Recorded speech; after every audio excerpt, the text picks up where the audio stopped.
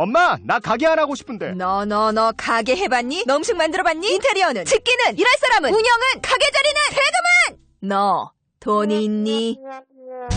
나는 요술램프 몬스터 셰프다. 네가 오라는 모든 것을 들어주마. 맛집의 맛을 똑같이 만들어주실 수 있어요? 맛뿐만 아니라 돈과 청음의 모든 비법을 알려주겠노라. 야하!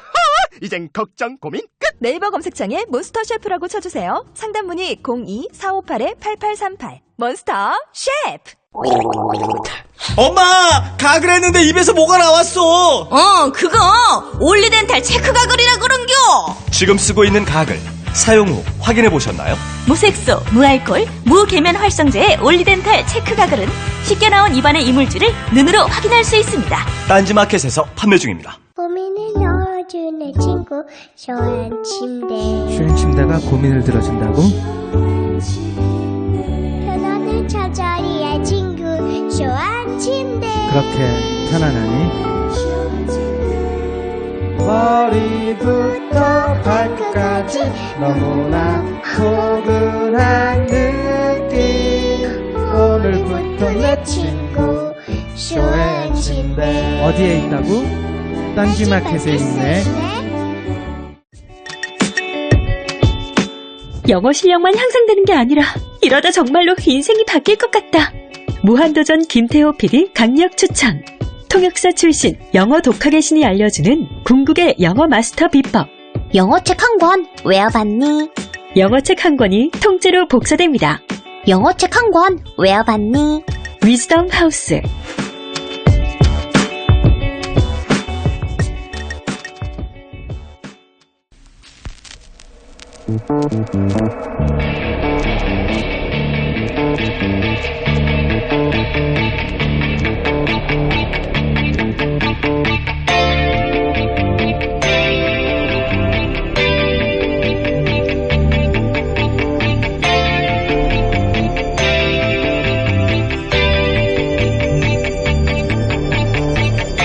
안녕하세요, 김호준입니다.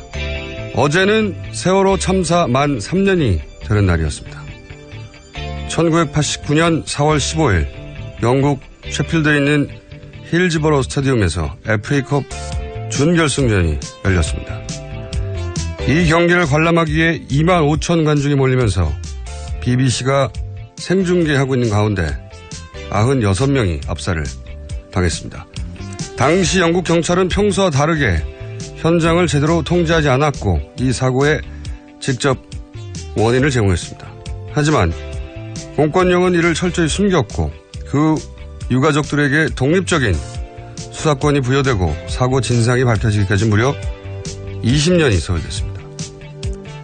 어쩌면 세월호 사고의 진상을 밝히는데 생각보다 훨씬 더 오랜 세월이 걸릴 수도 있습니다. 우리가 지금 할 수 있는 것은 온전한 조사 권한으로 그 진상을 낱낱이 밝힐 수 있을 때까지 사건을 직접 보고 겪은 우리 세대가 후대에 타임캡슐을 남긴다는 심정으로 이 사건을 계속해서 기억하고 기록하는 거죠. 박근혜 정권이 세월호 3년을 어떻게 다뤘는지 되돌아보며 사람을 사람답게 하는 게 뭔지 다시 한번 마음에 새깁니다. 김어준 생각이었습니다.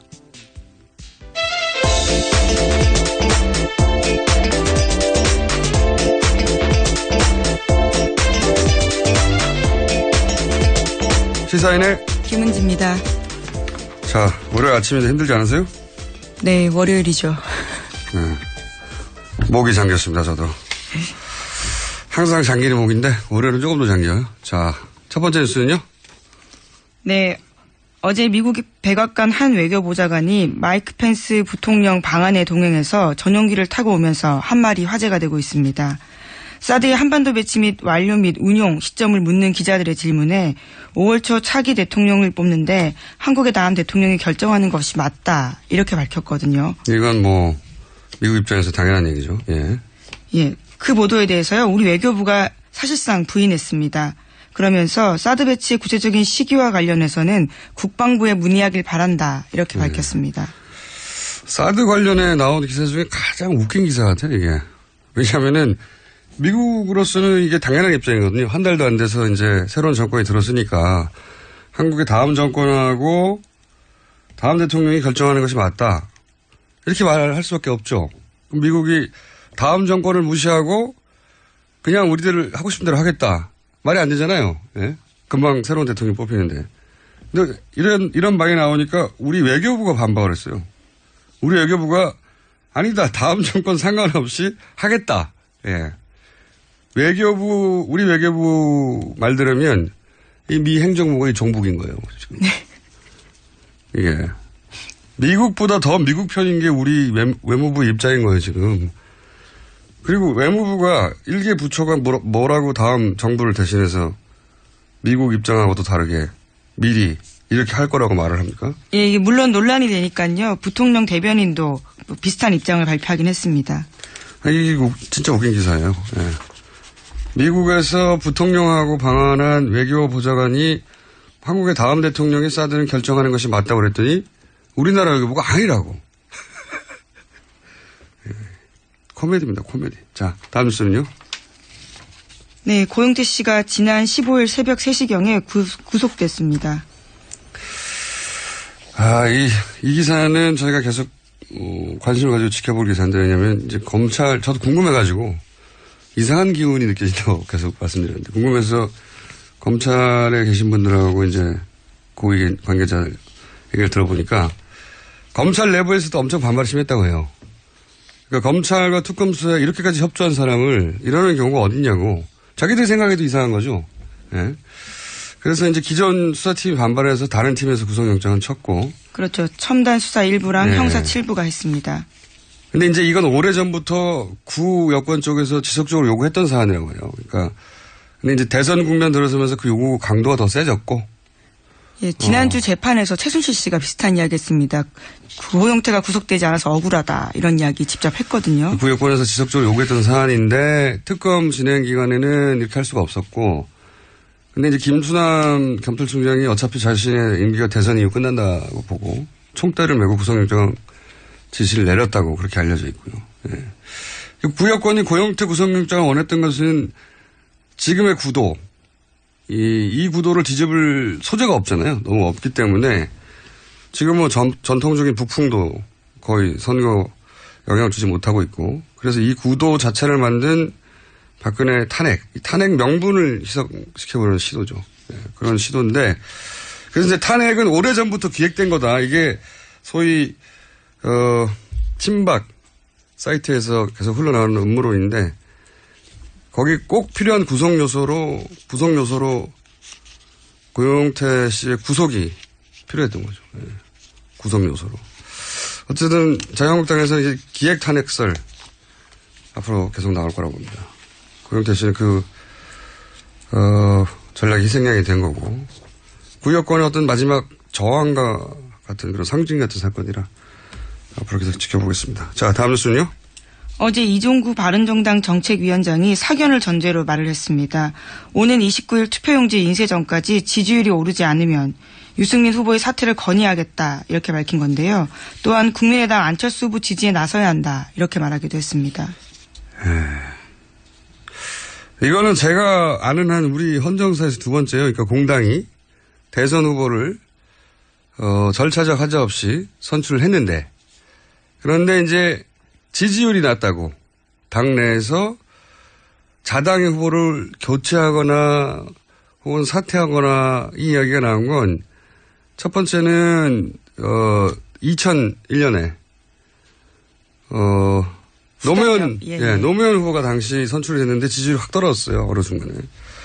그러자 소위 이제 후단협이라고 하는 모임에서 노무현으로는 안 된다. 내부에서 난리가 나고 그때 정몽준 당시 후보하고 후보 단일화. 그러니까 사실상 정몽준을 교체해야 된다는 얘기죠. 예. 그랬던 적이 있는데 그 이후로 처음 나오는 거죠. 예. 바른정당에서. 근데 저는 그런 생각이 듭니다. 이게 과연 유승민 후보 개인에게 나쁜 일일까? 단일화가. 네, 아니, 이런 말들이 나오는 게 예. 중장기적으로 보자면, 아니, 물론 나쁜 일처럼 보이죠. 자당의 후보를 사퇴하라고. 지금으로서 굉장히 발끈하고 있습니다. 네. 근데 이제 선거는 공학이 아니어서 이렇게 되면 마침 또 유승민 후보가 최근에 토론회에서 두각을 나타내고 있잖아요. 그러니까 아까운 인재 이런 인상이 점점 남겨지는 시점이라 동정론일 수도 있어요. 저 사람 당선은 안 돼도 어차피 보수가 이기기 어렵지만 나라도 이 사람 한 표 줘서 후위를 도모하게 해줘야지 이런 동정론도 나올 수 있어요. 이 전개가 어떻게 될지 모르겠지만 선거에서 이제 동정표가 제일 무서운 표거든요. 선거 표시면 단순하지가 않아서.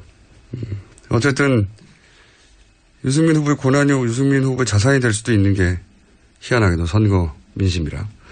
자, 요 사안 여기까지 하고요. 다음은요. 예, 각 캠프에서 다양한 인사 영입하고 있습니다. 그 와중에 대한변호사협회 전 협회장도 잇따라 대선 캠프에 뛰어들면서 법조계에서는 비판 목소리 높아지고 있다. 이렇게 머니투데이가 보도했는데요. 특히 안철수 국민의당 대선 후보 캠프에 합류한 하창우 변호사에 대해서는 당 안팎에서 반발이 나오고 있고 변호사회에서도 논란이 일고 있다. 이렇게 보도했습니다. 원래 뭐 대선 때는 항상 상대 쪽에 있던 인사들을 더 영입하려고 하죠. 네, 자신들의 확장성을 보여주려고. 민주당에서도 예를 들어 선대본부장 진영 의원. 이분은 새누리당 시절에 그 18대 박근혜 당선인 인수위 부위원장이었어요. 예, 장관을 지내기도 했고요. 보건복지부 장관도 했고요.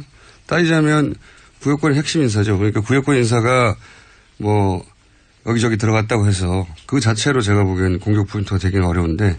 현재 또 더불어민주당 의원이기도 합니다. 네. 근데 이제 하창호 전 대한변협회장의 케이스는 좀 다른 것이 이 테러 방지법 때 국민의당도 필리버스터를 했거든요. 그렇죠. 근데 그 필리버스터를 불러일으킨 테러 방지법에 대해서 인권 침해 요소가 없다라고 변호사들에게 의견을 묻지 않고 변협 이름으로 성명을 내서 이제 문제가 됐던 국민의당과 정확히 대립된 스탠스였던 분이기 때문에 이런 인사를 어떻게 호남 지지자들과 그리고 보수 지지자들에게 동시에 설득할 것인가. 정반대 지지자들 모두 만족시켜야 하는 전략이 필요한데 이런 건 대선 역사상 최초의 미션이에요. 정반대에 있는 지지자들 동시에 만족시키는 거. 예, 게다가 공수처에 대해서도요. 네. 반대하고 있습니다. 안철수 후보 공약이거든요. 그러니까 이제 개인적으로 굉장히 흥미로운 관전 포인트인데 선거 전략의 측면에서 전무후무한 일이거든요. 양쪽 지지자를 동시에 만족시킨다.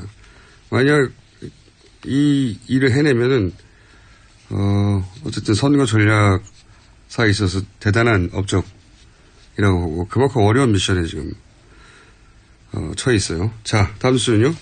네, 주말 동안 스탠딩 토론회가 굉장히 화제였습니다. 오는 19일에 진행되는 대선 후보 2차 TV 토론회 방식을 놓고 각 후보들이 설전을 벌였는데요. 문재인 후보 쪽에서는 스탠딩 토론회 부정적 반응을 보이자 경쟁자들이 건강 이상설로 공격했습니다. 그러자 문재인 후보는 히말라야 트레킹 경험까지 거론하면서 건강 이상설 일축했고 스탠딩 토론회 수용했습니다. 이 스탠딩 토론은 뭐 서로 공격하는 건 별거 아니고 핵심은 두 가지죠. 하나는 무대본. 네. 대본 없이 한다는. 근데 이건 이미 SBS 토론 때부터 적용이 됐다고 해요. 그때 이제 메모지만 남겨줬고 원고는 들고 오지 않는 것으로. 그러니까 대본 없이 한다는 건 이미 이제 SBS 토론 때부터 적용이 된 것이고 나머지 하나는 체력 가지고 공방을 했는데 그게 좀 웃기게 얘기고 그 목적이면 체력장을 해야죠 따로. 예. 체력장. 제가 보기에 두 번째 핵심은 이 비언어적 커뮤니케이션이에요. 지난 저희 브리핑 때 잠깐 다뤘지만 표정이나 혹은 뭐 제스처나 혹은 뭐 눈을 마주치는 거라든지 뭐 얼굴 손동작 모든 바디랭귀지. 왜냐하면은 트럼프 힐러리 스탠딩 토론 네. 기억하시는지 모르겠는데 그냥 스탠드 뒤에 가만히 서 있는 거는 앉는 거나 서는 거나 마찬가지예요.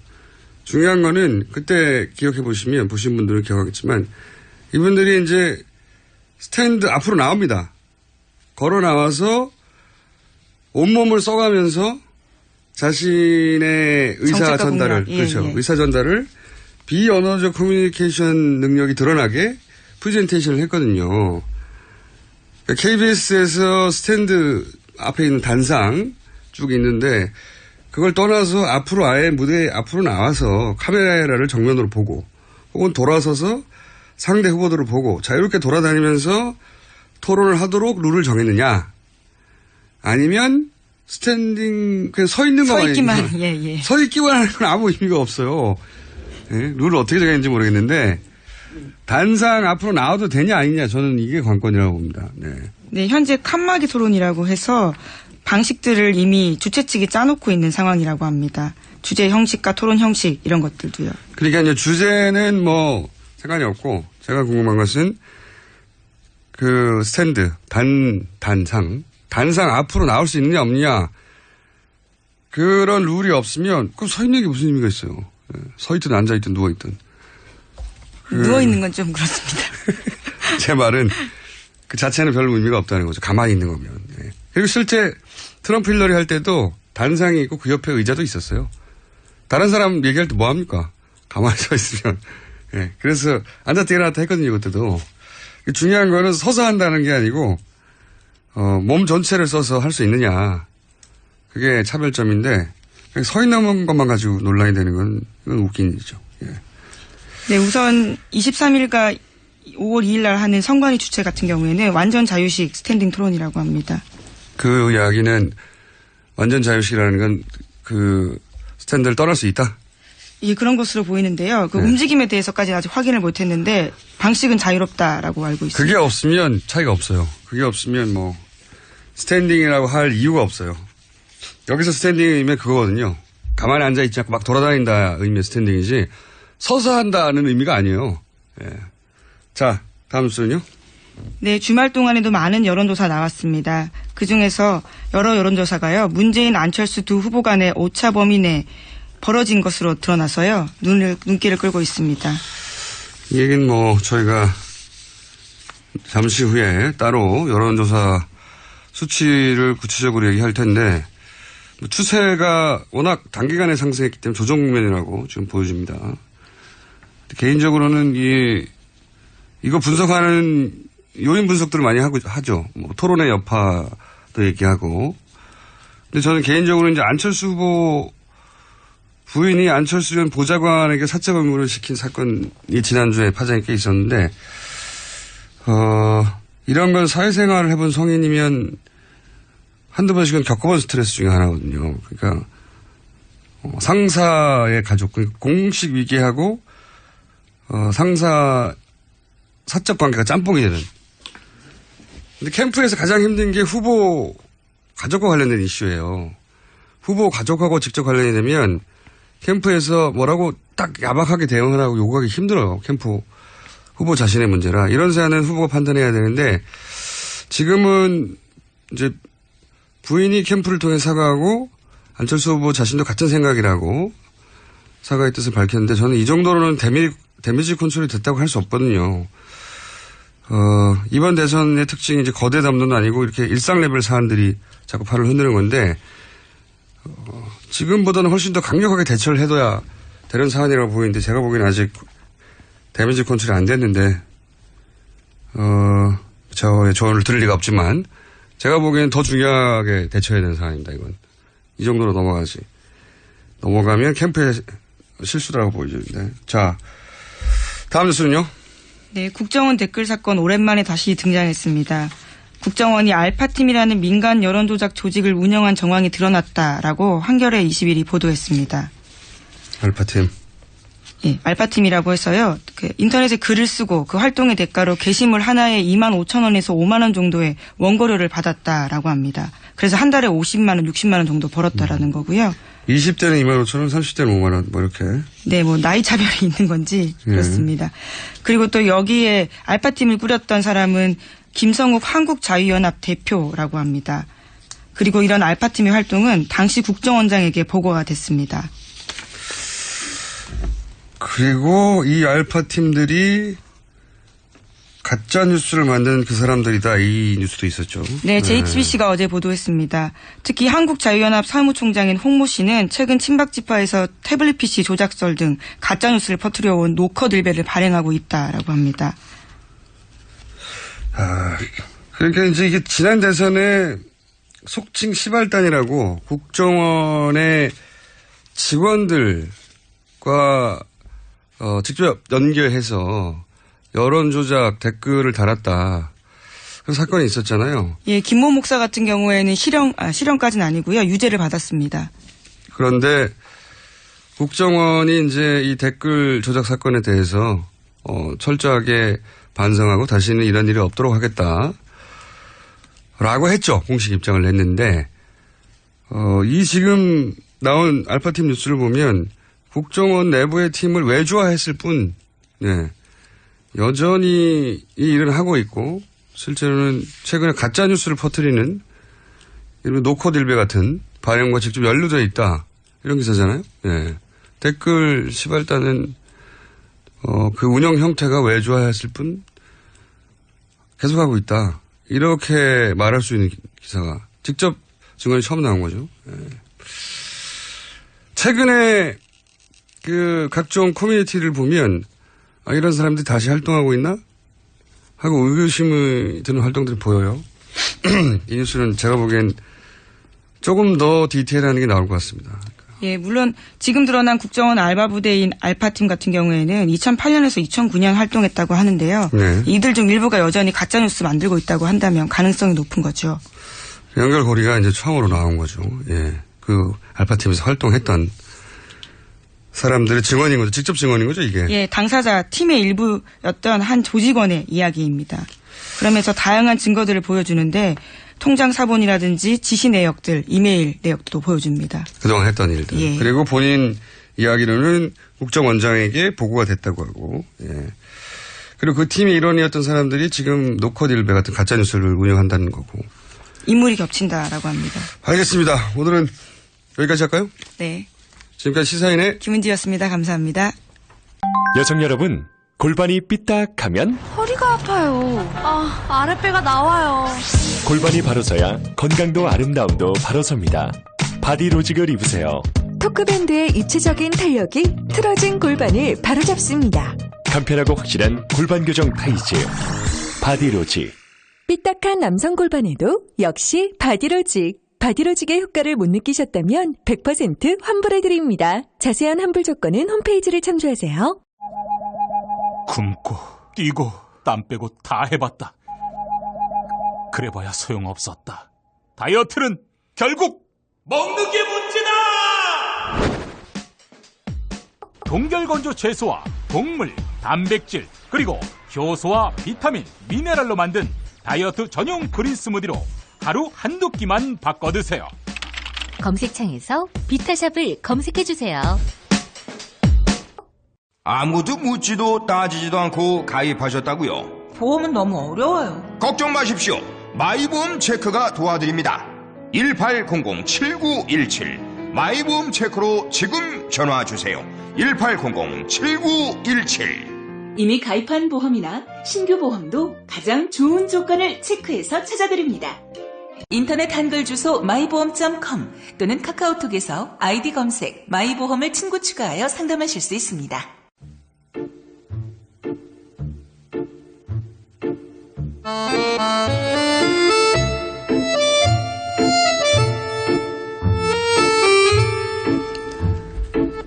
뉴스공장이 대선을 맞이해 새로 준비한 야심찬 코너입니다.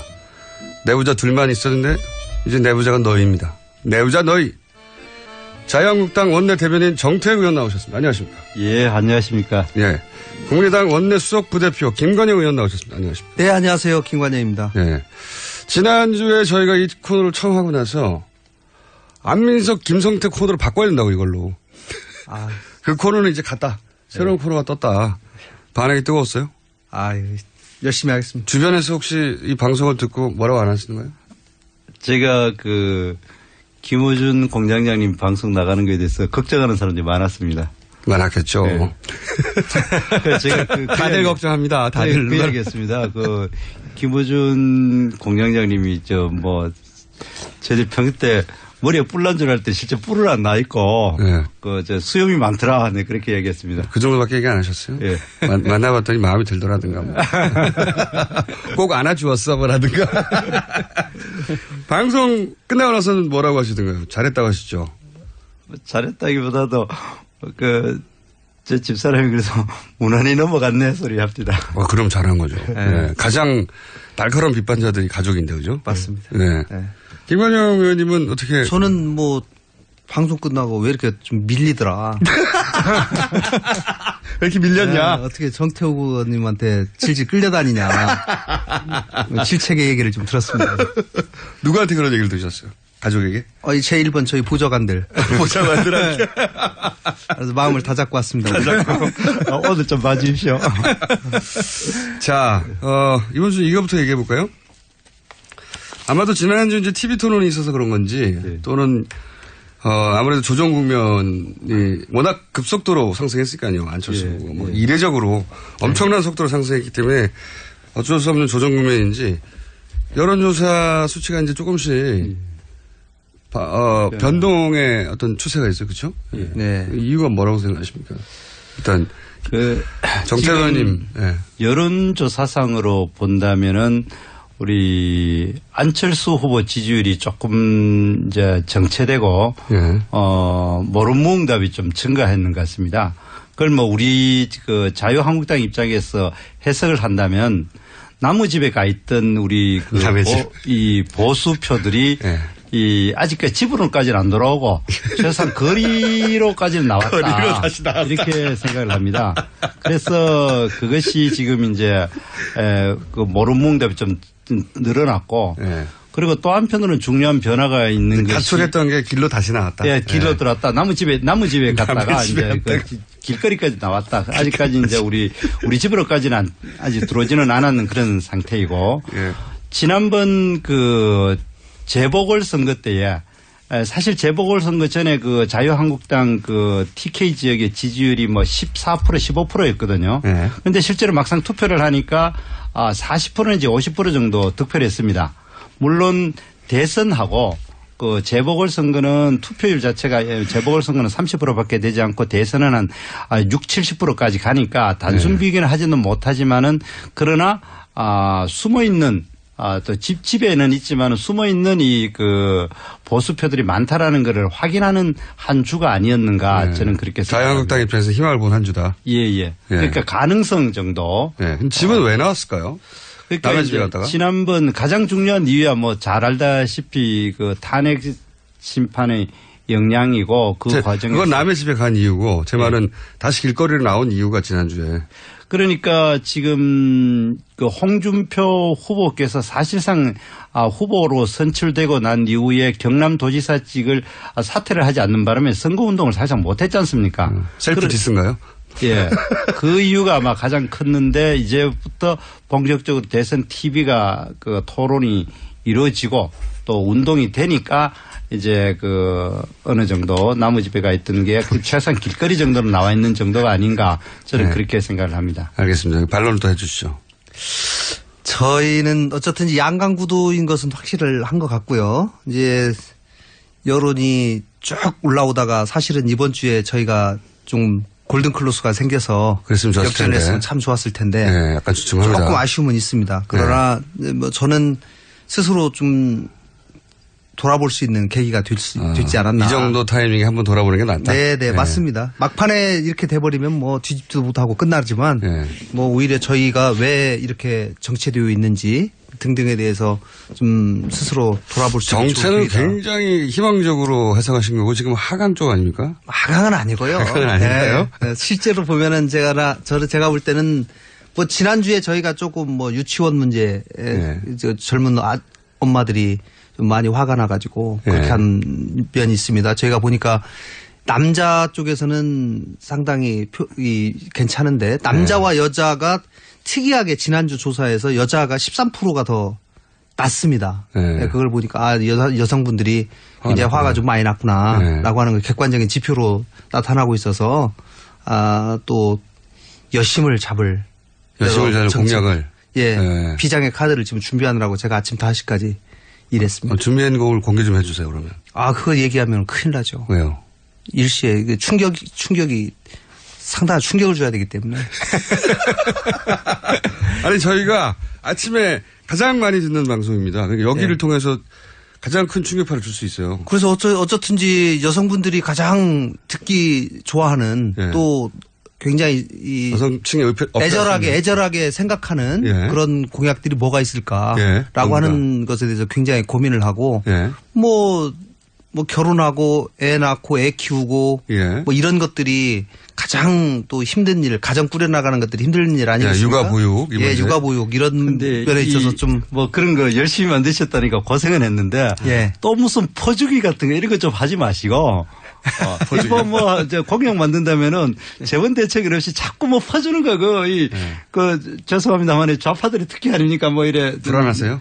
예, 그러니까 저는 아니 민주당하고 저희하고 공약을 계산해 보니까 저희가 한 3분의 1밖에 안 돼요. 공약에 들어가는 돈이. 네, 그래서 그러니까 적어도 민주당은 같이 공격하시고 좋은 말씀하셨는데 제가 정책 지금 본부장을 하고 있는데 제가 정책 하나 할 때마다 조금 돈 들어갈 것 같다. 이거 얼마 들어가냐 전부 제가 체크하고 있거든요. 네. 그래서 뭐 하여간 금방 말씀하신 대로 지나치게 돈이 많이 들어가는 민주당 막 공격해 주세요. 예, 그 민주당 지난번에 조심하고 있어요. 경제 공약 같은 경우 보면은 사실상 그 예산을 수십조 늘리겠다는 거 아닙니까? 지금 현재 우리나라 3.5% 예산 증가율을 우리나라 경제 성장률은 지금 2% 정도밖에 되지 않는데 예산 증가율은 지금 3.5%거든요. 그거를 2배 늘려가지고 7%로 늘리겠다 합니다. 그래가지고 이제 일자리를 81만 개를 만들겠다 하는데 1년에 그 일자리 창출하기 위해서 4조 원 내지 5조 원을 들여가지고 81만 개. 아니요. 지금 골공 일자리 81만 개 창출이 공식적인 기록으로만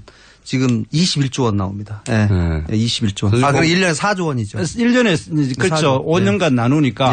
그러면은 4조를 들여가 82만 개를 만들면 그 1인당 4천만 원밖에 되지 않습니다. 4,500만 원인가 밖에 되지 않습니다. 그러면 한 달에 40만 원짜리 일자리를 뭐 평균해 가지고 40만 원 받는 일자리를 그러면 만들겠다. 그거는 푼돈 받는 자리지. 그건 일자리가 아닙니다. 우리 국민들이 40만 원 정도 한 달에 벌면은 그거는 그냥 아르바이트 정도로 생각하지 그 일자리로 생각하지 않습니다. 그런 공약을 근데 실제로 국가적으로는 엄청난 부담이 되는 거거든요. 그러니까 우리 김관영 의원님께서 밤을 새우셨다니까 특히 고시 출신이고 또 유능하신 분이니까 그런 재원 대책 없이 만들지 마시고 또 그러면 그거는 이 획기적인 일자리가 획기적인 또 재정 폭탄이라고 저는 생각을 합니다. 잘 유념하겠습니다. 혹시 공약이 나와가지고 그게 혹시 다시 길거리에 나왔던 사람들이 다시 국민의당으로 가버릴까봐 남의 집으로 걱정하시는 거죠? 에이, 별로 그렇진 않을 거예요. 한번 가봐가 나간 사람들이 그 집이 좋았으면 왜 나왔겠습니까? 왜 나왔다고 생각하십니까? 그러니까 지금 뭐 여러 가지 이유가 있지만 일단 그 자유한국당의 자랑스러운 홍준표 후보가 딱 멋있어 보였겠죠. 세탁기를 확 돌린다 하니까 우리 사회의 진정한 적폐 세력 이야기할 수 있는 그 민노총이나 정교조를 확실히 하겠다. 뭐 그런 이야기를 하니까 얼마나 화끈합니까? 평소에 세탁기 발언을 특히 남자다운 남자다운 발언에 아까 우리 김관영 의원님 말씀 들어보니까 여성분들이 많이 나왔다 하는 거 보니까 홍준표 의원님 후보 말이 굉장히 막 시원하게 느껴졌겠죠. 진짜 사이다는 이재명 시장님이 아니라 홍준표 후보가 사이다 같이 이래 쫙 하고 실제로 대통령 되면 막 시원하게 할 겁니다. 홍준표 후보가 너무 남자답고 멋있어가지고 지금 여성표가 빠졌다는 거예요, 국민의당. 네, 하여간 뭐 저는 어쨌든 말이 됩니까 이게? 세탁기 발언 남자답다. 남자다운 건 맞아요. 뭐 굉장히 스트레이트 포워드하죠. 뭐 그냥 질러대니까. 그런데 이 대통령 토론회에서는 좀 격에는 안 맞지 않았나 싶습니다. 그렇다는데요. 근데 본인의 해명을 내가 전달을 하면은 원래 그 서민들의 말 수준으로 하면은 그게 눈높이에 맞다고 해명을 합디다마는 저는 거기에 제가 동의하고 안 하고의 문제가 아니라 그러나 핵심 전공을 찔렀다. 뭐냐? 우리 사회의 진정한 그 발전을 가로막고 분열을 조장하는 대표적인 우리 이제 집단이나 뭐 세력이 있다 하면 그게 정교조고 민노총 아닙니까? 그런 것에 대해서 대통령이 되면 이것을 확실히 바로잡겠다. 이런 이야기를 하는 겁니다. 그런데 이제까지 왜 그런 이야기를 안 했느냐?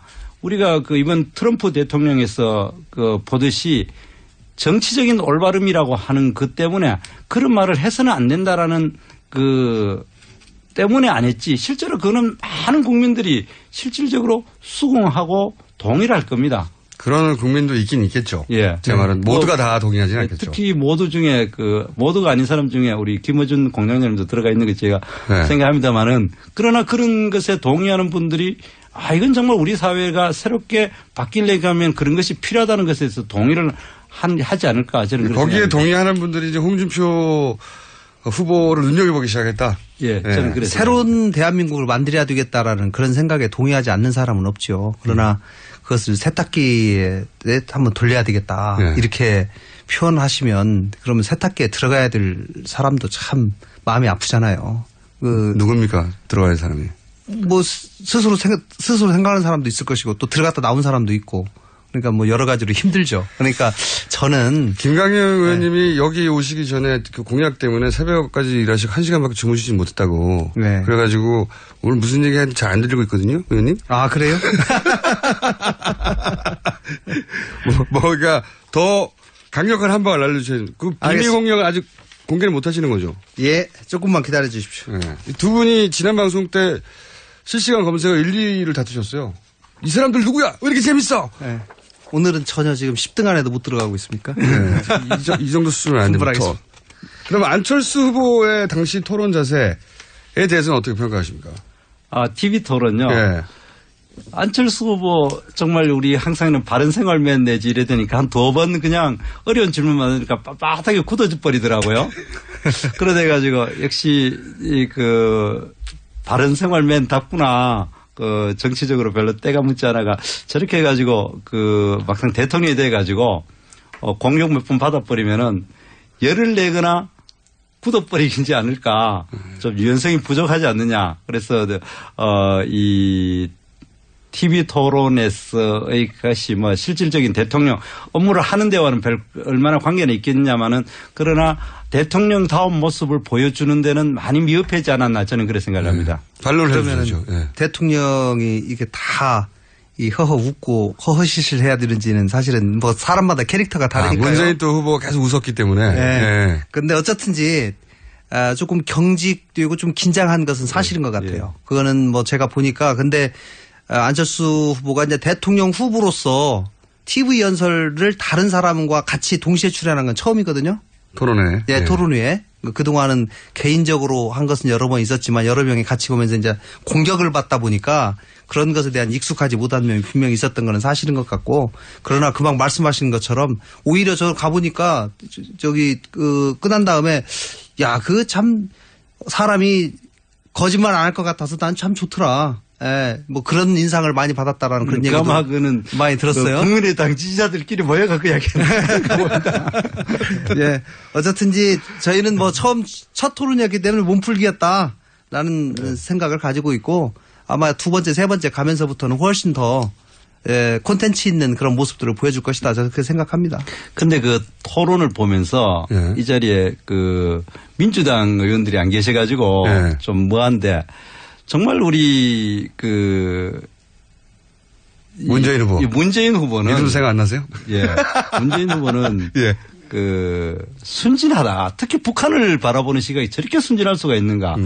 그때 질문 자체는 대통령 당선자가 제일 먼저 이제 김정은을 만나러 갈 거냐 거기에 대해서 답변이 뭐냐면 그러면은 북핵 문제를 해결하기 위해서는 김정은을 안 만나겠냐 그런 반론을 합니다. 우리가 문제 삼고 있는 것은 북핵 문제를 해결하기 위해서는 가장 먼저 동맹의 굳건한 동맹 체제를 구치고 미국과, 그리고 또 한국 내에서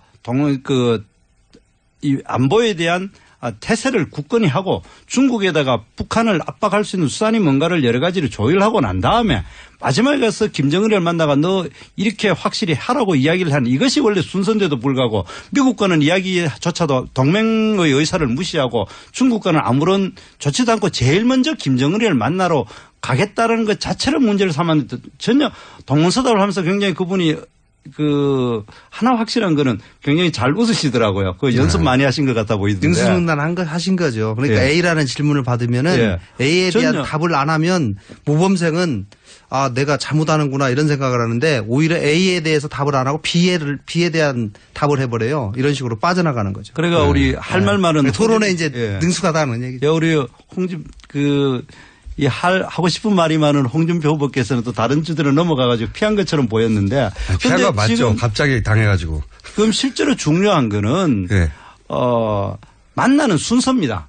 뭐 김정은이 아니라 김정은이보다 더한 악이라도 만나야 되는 건 맞죠. 북핵 문제를 해결하려면. 그런데 가장 먼저 김정은을 만나야 되느냐에 대해서 문제를 했는데 김정은과를 첫 번째 만나가지고 대화로 풀겠다라고 이야기하는 것 자체는 북한을 아직도 대화가 가능한 상대라고 생각하는 그런 순진한.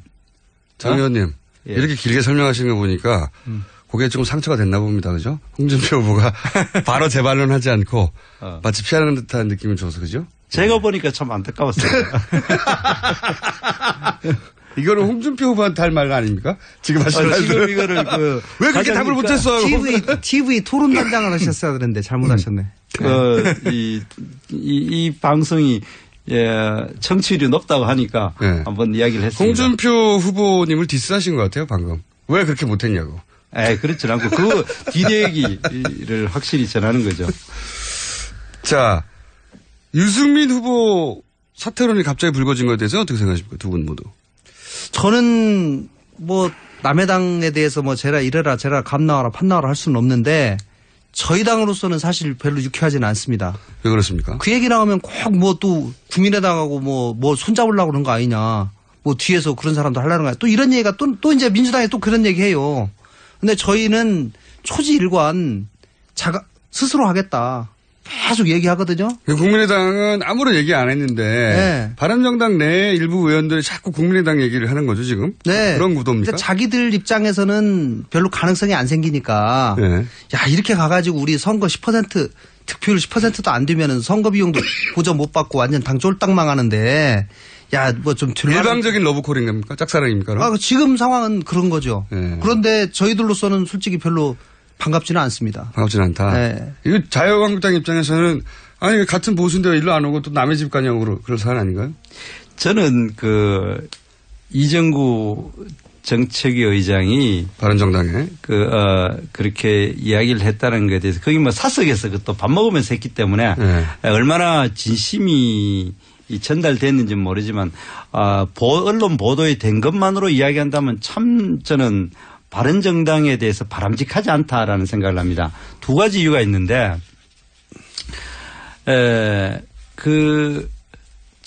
옛날 새누리당을 뛰쳐나갈 때도 지금 사실은 우리가 그때 저는 그분들에 대해서는 비교적 선의로 생각합니다. 탄핵에 대해서 어떤 입장을 가지느냐에 따라 가지고 나갔다고 생각하는데 지금 이 사태하고 연결시켜 보면은 인기가 떨어지면 언제든지 짐 사가지고 딴 살림 차리고 남의 집에 갈 생각이 돼 있는 사람들이구나 이런 느낌을 주는 겁니다. 그러면 그때 당시 탄핵에 대해서 뭔가 생각이 달라서 뛰쳐나간 게 아니라 그때 당시 새누리당이 인기가 없고 되살아날 것 같지 않으니까 뛰쳐나간 게 아니냐라는 의심을 또 받게 되는 겁니다. 그리고 또 바른정당 내에 자당의 후보가 별로 인기가 없으니까 얼마든지 또 짐을 살 수나 있구나라는 이런 생각을 가지게 됐고 짐을 사가지고 남의 집에 가는데 그 집이 어느 집이냐도 또 중요합니다. 자기들이 그렇게 이야기하는 보수라고 이야기하는 사람들이 사실상 앞에 김관영 의원님 계시니까 죄송합니다만은 우리 좌파의 이중대라고 하는 그 집으로 가겠다라고 이야기하는 것 자체가 나는 그것이 본가로 원칙도 원칙도 없고 새가 밀리면 언제든지 짐 사고 그리고 짐 사가 가는 집도 원칙 없이 그냥 당장 눈앞에 이익이면은 어디든지 갈 수 있는 이런 사람이라는 인상을 줄까 봐 그것이 정말 전체 바른정당 의원님들에게 오히려 나쁜 인상을 주는 게 아닌가 저는 그렇게 생각을 합니다. 저는 조금 지금 선거운동 오늘부터 시작이지 않습니까? 네. 좀 제대로 좀 해봤으면 좋겠어요. 바른정당도. 그래서 자기들이 어느 정도 되는지 그래서 10%가 될지 19%가 될지 나름 자기 정당으로서 최선을 다하는 모습을 보여주는 것이 좀 더 맞지 않는가 싶고요. 대개 여권에 오래 계신 의원님들의 성향은 대개는 명분보다는 실리를 많이 취합니다. 그러다 보니까 어렵고 이렇게 하면은 좀 주로 권력이 될 만한데 이런 데를 주로 많이 가시는. 안철수 후보의 당선 가능성이 그만큼 높다. 이렇게 이제. 뭐 그건 뭐 또 뭐 객관적인 팩트니까요. 그거를 뭐 바른정당 사람들은 뭐 또 부인하지 않겠죠. 그리고 그걸 또 무시할 수가 없다고 생각하겠죠. 힘이 이쪽으로 쏠리니까 일로 오는 거다. 근데 저희가 여론조사 해보면 이정구 그 정책이 이제 오늘 아침에 아마 조찬하면서 했으면 또 생각이 바뀌어가 짐 싸들고 또 다른 집에 가려고 했을지도 몰라요. 아니 뭐 그 정도는 아니고. 왜냐하면 추세가 꺾여서. 그 정도는 아니고. 아니 저기 하기는 그렇고 이렇게 그 지저 없이 왔다 갔다 하면은 되겠습니까? 그런데 지금 저희 보면은 오자 대결할 때하고 예를 들면 뭐 유승민 후보가 드랍했다 아니면 뭐 홍준표 후보가 드랍한 이 3자 대결이나 4자 대결에 대해서 또 여론조사를 해보면은 뭐 그렇게 차이가 또 없어요. 그렇기 때문에 저희는 뭐 그런 여론조사가 그렇게 나왔다 해서가 아니고 계속 저희는 바른정당 와봐야 우리한테 도움 안 되니까 오히려 공격의 빌미만 되니까 그리고 그런 생각하지 않았었으면 좋겠다 이런 부탁인 겁니까? 네, 저희가 뭐 정당을 새로 저희도 창당해서 참 광야에서 오랫동안 있었는데 이에 초지일관 끝까지 가는 일관된 모습이 중요하다 이런 말씀 드리고 싶습니다. 그래요? 네. 잠깐 정 의원님 문자가 하나 왔는데 민노총 조합원인데 민노총을 죽인다고요? 죽이는 게 아니라 이제까지 우리나라에서 그 뭡니까 광화문 광장이나 서울시청 광장에서 온갖 그 불법 시위 집회에도 우리 가만 놔둔 게 많지 않습니까? 그런 거 이제 완전히 뭐 없애는 거는 대한민국 그 자유 대한민국에서 있을 수 없는 일이지만 그런 거에 대해서 무관용의 원칙으로 대하는 게 맞죠. 그러니까 민노총은 어차피 자유한국당 안 찍으니까 필요 없다는 거죠, 표가. 아니 그 안 찍는 거 필요 없다는 게 대한민국 발전에 대해서 별로 도움이 안 되니까 그 부분에 대해서는 법을 엄격하게 만약에 민노총이 자유한국당 지지선을 하면 어떻습니까? 에이 뭐 안 할 거니까 그런 거잖아요. 예, 그럴 가능성도 있겠죠. 그리고 또 우리도 아까 김관영 의원님 말씀한 대로 별로 민노총이 저희들 당을 지지하는 것도 별로 바람직하지 않고 우리도 원하지 않습니다. 지지한다고 그러면 고맙죠. 그죠? 그럼요. 뭐 표인데. 지지해준다고 하면 뭐 누구나 다 감사하죠. 그렇죠. 감사하죠. 그리고 사실은 저는 대한민국에 정치하시는 분들은 누구나 자기를 지지하고 지지 안 하고는 유권자의 자유지만 어쨌든 설사 지지하지 않는 분들도 그분들의 생각도 포용하고 잘 들어야죠. 네. 어떻게 하실랍니까? 아니 그러니까 민노총 자체를 하니까 이제까지 관용으로 대충 봐줬던 거를 이제 그 엄격하게 법 집행을 해야 된다고 생각을 하고 항상 그들의 요구에 대해서 항상 우리 사회가 양보를 많이 해왔지 않습니까? 글쎄 뭐 그 문제는 또 다른 이슈라 다음으로 넘어가 보면 민노총 문제는 민노총 문제대로 따로 다룰 문제인 것 같고요. 근데 오늘은 이 얘기 양당 간에 걸린 문제 중에 홍준표 후보가 이런 얘기를 했어요. 보수 언론이 자유한국당에 돌아섰다고 그러면서 기댈 곳이 홍준표 후보가 직접 지금 한 겁니다, 이야기. 바닥 민심과 SNS 뿐이라고 이런 문제의식이 후보 캠프에 있어요? 보수 언론이 자유한국당을 안 도와준다 하는 문제의식이 홍준표 후보 당사자한테 있는 것 같은데. 네. 좀 그런 생각 할 수 있죠. 우리 캠프 자체 내에서 뭐 특별히 거론된 바는 지금 없습니다. 캠프 내에서는? 예. 근데 홍준표 후보 자신은 그렇게 느끼나 봅니다. 본인은 근데 직접. 이제 일반적으로 우리 이런 불만은 좀 가지고 있습니다. 실제로 주요 언론들이 보수 언론을 포함한 언론들이 특히 이제 보수 언론들이 양강 체제를 자꾸 이제 강조함으로 인해 가지고 자유한국당이 좀 소외되는 부분이 있지 않는가 그런 걱정을 하고 있는 부분이 보수 있습니다. 언론에 왜 버림받았을까요? 보수 정당이. 그건 뭐 정확히 우리가 볼 수 있지 않습니까? 그 문재인 후보에 대한 그 워낙 두려움이 많고 포비아가 있으니까 그걸 막아야 된다는 그런 심리가 강하게 작용하다 보니까 어떻게든 안철수 후보를 띄우려고 하지 않을까라고 뭐 짐작을 하는데 실제 속마음은 알 수가 없죠. 여기에 대해서 국민의당 입장에서는 어떤 보수신문이 홍준표를 버렸다기보다는 홍준표 후보의 자업자득이죠. 왜냐하면 저희가 옛날에 오자 여론조사하면 4위인 때가 있었습니다. 신문에 정확하게 이 4등에 해당하는 지면만 할당이 돼요. 홍준표 후보 입장에서는 국회의원 수가 두 번째로 많은 2번 기호 후보인데 신문에서 보면은 2명 안철수 후보와 문재인 후보는 2명 먼저 배치하고 나머지는 3명은 밑으로 빼거든요. 그러니까 이거 완전히 뭐 버림받았다 이렇게 생각하는데 아주 냉정한 현실을 그대로 반영하는 지지율이 깡패다. 예, 신문이기 때문에 그거 어쩔 수 없습니다. 현실 인정하고 뭐 지지율 2위 되면 또 그대로 지면 배치해가지고 올라갈 겁니다. 우리가 지지율 1, 2위 하면은 또 말이 바뀔 겁니다. 기다려보십시오. 네. 자유한국당 원내대변인 정태구 의원, 국민의당 원내수석 대표 김관영 의원이었습니다. 3부에서 다시 뵙겠습니다. 감사합니다. 네. 김치는 맛있어야 한다. 아주 화끈하게 100% 국내산으로 16년 전통으로 햇섭 인증으로 화끈하게 맛있다. 화끈하게 통한다. 화통김치. 배추김치, 알짜김치, 총각김치, 깻잎김치, 깍두기도 화통. 검색창에 화통김치. 아우 맛있어. 한글도 남보다 빨리 깨치고 참 똑똑했는데 갈수록 실력이 뒤처지는 것 같아 걱정이에요. 혹시 초등학교 교과서 본 적 있어요? 어려운 어휘가 너무 많아요. 학교에서는 어휘 개념을 하나하나 설명해 줄 시간이 정말 부족하잖아요. 그럼 어떡하죠? 내 아이의 어휘만큼은 내가 책임져야죠. 어휘 공부의 정석. 초등어휘 3천, 초등어휘 5천. 검색창에 초등어휘 3천을 쳐보세요. 눈에 들어가도 상처 위에 발라도 혹은 아이들이 실수로 먹더라도 괜찮아야 한다는 마음으로 달려왔습니다. 아이부터 어른까지 수아비스. 이렇게 좋은 화장품 전 국민과 나누기 위해 수아비스 아이 모델 선발 대회를 개최합니다. 아이부터 어른까지 수아비스. 아이를 포함한 가족 모두가 참여 가능합니다. 지금 검색창에 수아비스 화장품을 검색하세요. 아이부터 어른까지 수아비스. 평생을 수아비스와 함께할 모델 바로 여러분과 여러분의 아이가 될 수 있습니다. 아이부터 어른까지 수아비스.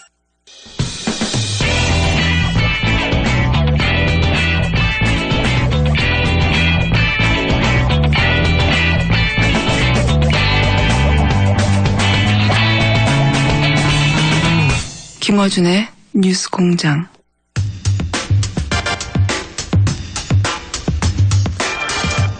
본격적인 대선 국면에 들었으면서 각 캠프 인재 영입 경쟁도 치열해지고 있습니다. 해서 저희가 민주당, 국민의당 양당의 이 인재 영입에 대한 입장 요청했는데요.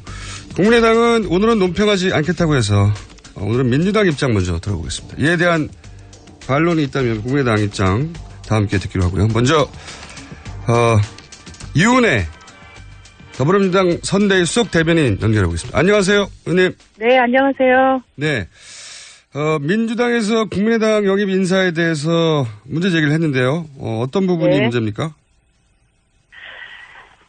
안철수 후보가 이제 다시 당을 만들면서 인재 영입과 관련된 원칙을 말씀하신 게 있었습니다. 정치 혁신을 위한 인물 영입 3대 원칙이었죠. 네. 부패하거나 막말하는 사람이나 국민에게 상처를 주거나 남을 배척하는 사람, 그리고 기득권이나 힘 있는 사람 편에 서 있는 사람, 이런 사람들하고는 같이 하지 않겠다, 이런 3대 원칙을 발표한 바 있는데요. 며칠 전에 안철수 후보에서 영입한 인재들의 면면을 보니까 정말 이런 원칙이 어디 갔는지 찾을 수가 없었고, 또 언론에 보도된 내용만 보더라도 이 각종 구설이나 비리에 연루된 그런 분들이 많이 계시더라고요. 그래서 이 안철수 후보가 이야기했던 이런 원칙이 왜 어떻게 바뀐 건지 잘 납득이 안 됐고요. 이렇게 되면 굉장히 본인이 가지고 있는 원칙과 이 현실이 굉장히 이렇게 괴리가 되는 게 아닌가. 그러면 본인의 그런 정책이나 이런 공약들, 약속들은 어떻게 실천할 수 있는지, 그런 데서 이제 많은 의문을 가질 수밖에 없습니다. 좀 구체적으로 일반론은 알겠습니다. 그러니까 영입 원칙을 발표했었는데 그 원칙이 맞지 않는 거 아니냐, 이런 문제 제기인데. 네. 좀 구체적으로 어떻게 원칙이 맞지 않는지 구체적 인사를 좀 거론해 주시면요. 제가 이렇게 거명을 해서 말씀드리기가 좀 그렇습니다만, 좀 사례로 몇 분 말씀을 좀 드려본다면. 네.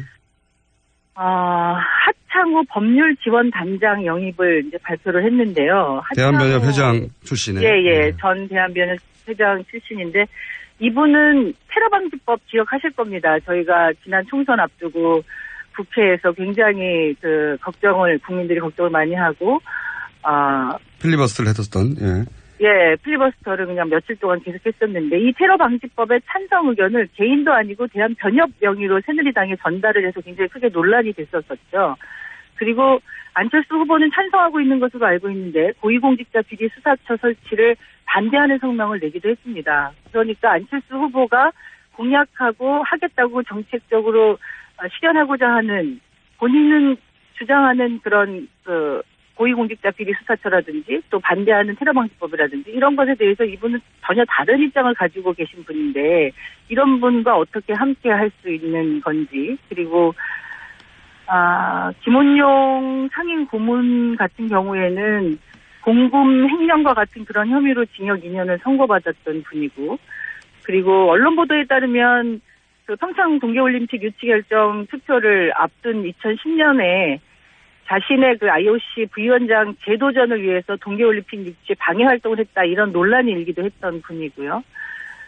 또 이 조용택 특보나 유철한 인권특별위원장 이런 분들은 사실은 또 지난번 새누리당 후보로 지난 총선 때 경선 출마를 하면서 최경환 당시 새누리당 의원에게 이제 지원을 받았던 이런 분들인데, 안철수 후보가 이야기하는 새정치 그리고 혁신 이런 것들이 이런 분들을 이렇게 대대적으로 영입했다고 하면서 어떻게 실현할 수 있는 건지 저는 잘 국민들이 납득하기 어려운지 않을까 이렇게 생각이 듭니다. 근데 이제 대선 국면에서 영입 인사들을 이제 광폭으로 가능하면 반대 입장에 섰던 정치권 인사들을 영입하려는 시도는 민주당 내에서도 많이 하고 있지 않습니까?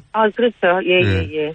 예를 들어서 진영 의원 같은 경우에는 박근혜 전 대통령 인수위 시절에 부위원장이었으니까요. 그러니까 정치적으로 반대 입장에 섰다는 것만으로 영입에 대해서 비판하는 거는 똑같은 기준으로 민주당도 공격받지 않을까요?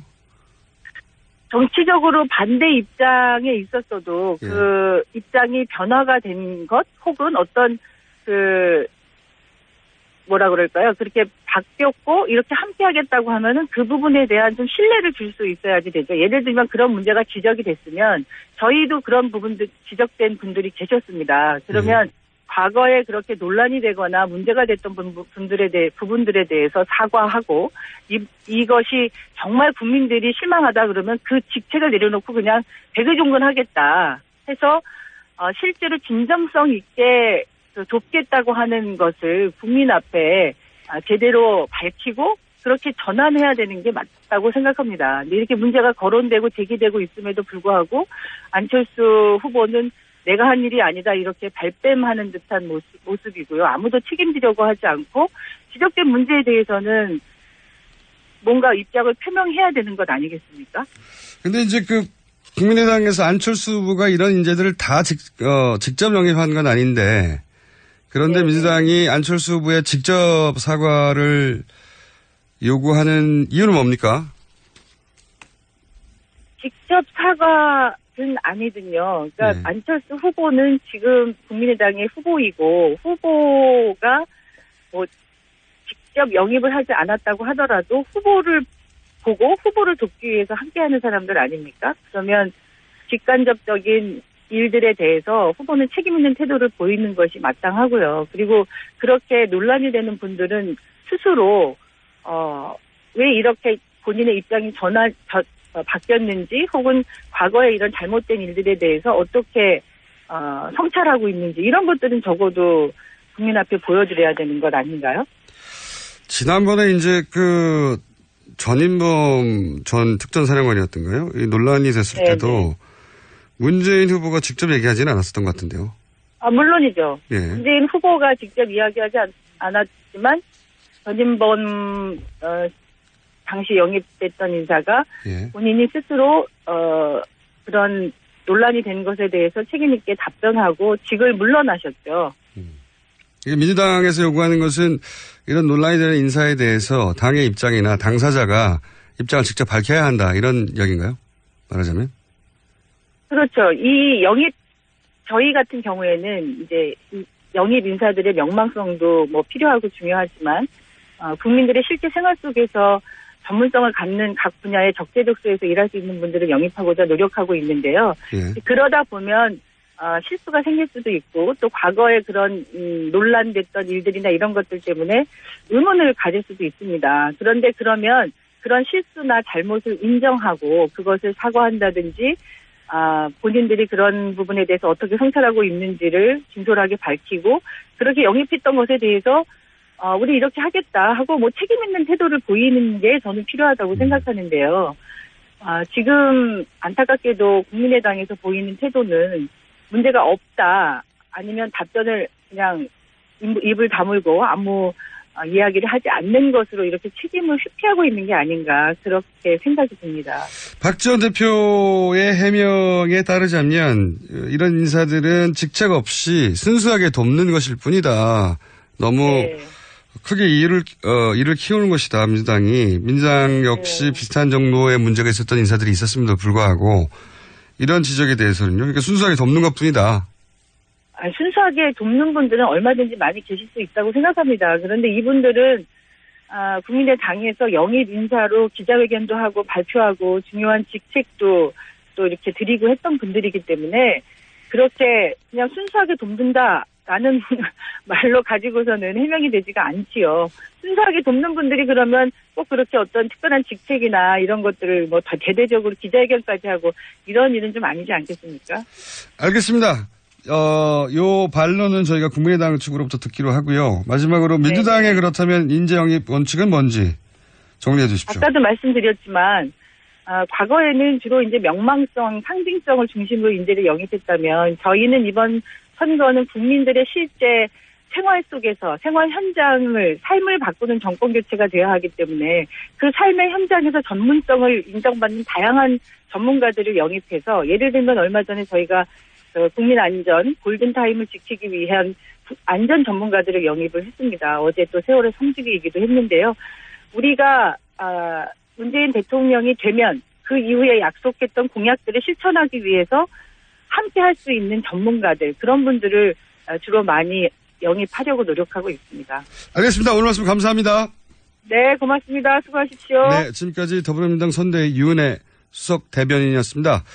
이 문제 관련해서 저희가 국민의당 이찬열 인재 영입 위원장 포함해서 캠프 쪽 관계자들에게 두루 동시에 요청했는데 오늘은 입장 표명하지 않겠다고 해서 국민의당 입장 오늘 다루지 않겠습니다. 국민의당 반론권은 언제나 열려 있습니다. 여기까지 하겠습니다. 똥은 싸고 다니냐? 미치도록 싸고 싶다. 빅동의 추억. 미궁 장사랑! 구렁이 똥 이뻤다. 장이 살아야 내 몸이 산다. 혈중 콜레스테롤 개선과 배변 활동에 도움을 주는 건강기능식품입니다. 빅동의 추억. 미궁 장사랑. 지금 검색창에 미궁 장사랑을 검색하세요. 또 떨어졌어. 너 또 입사 시험 봤어? 아니, 차량용 핸드폰 거치대 말이야. 여러 개 사봤는데 실패의 연속이야. 떨어지고 시야 가리고 운전석에서도 멀고 뭐 좋은 거 없을까? 싼 것만 찾으니까 그렇지. 제대로 된 거 하나 사서 편리하게 쓰는 게 더 낫지. 그런 게 있어? 그럼 있지. 1, 2, 3 할 때 2. 힘 세다 할 때 힘. 2 힘. 2 힘? 2배로 힘이 세다는 건가? 네이버 검색창에 2 힘을 검색해보세요.